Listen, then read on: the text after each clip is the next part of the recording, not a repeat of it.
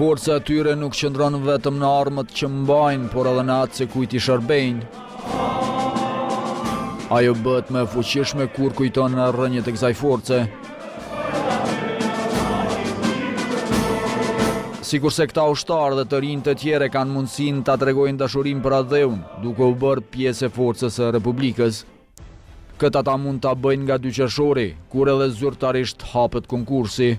Pranimi i kadetëve sipas Ministrisë së Mbrojtjes do të bëhet në Akademinë Ushtarake Qendra për Studime Universitare e FSK-s, Akademinë Ushtarake Toksore dhe Mjekësore të Turqisë, të forcave të armatosura të Shqipërisë, atë të Kroacisë dhe të Maqedonisë së Veriut. Në këto akademi do të pranohen 45 kandidat, të cilët përveç se duhet të jenë shtetas të Kosovës, plotësimi i disa kritereve tjera është i domosdoshëm.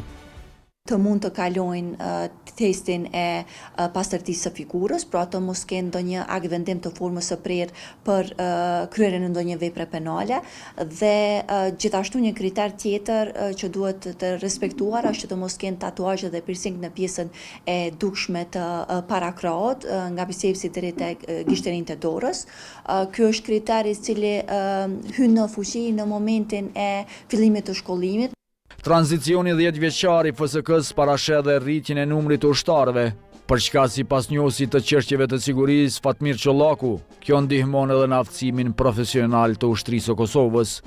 Konsolidimi i radhëve FSK-s në kupton edhe përtrirje me kuadra të reja, përtrirje me njerëz të ri, përtrirje me njerëz me, domethënë, pjesëtar entuziast me motive të shtuara patriotike për mbrojtjen e Republikës Kosovës.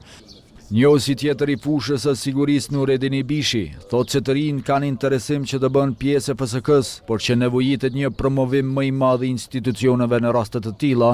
Kandidat për pozitën e FSK të jenë të njoftuar në mënyrë më dubioze edhe për fazat e testimeve, provimeve dhe ato që është fazën preliminare, por edhe zhvillimit karrierës në forcën e sigurisë. Konkursi për pranimin e kadetëve të rinj do të jetë i hapur për aplikim nga data 2 deri me 16 qershor.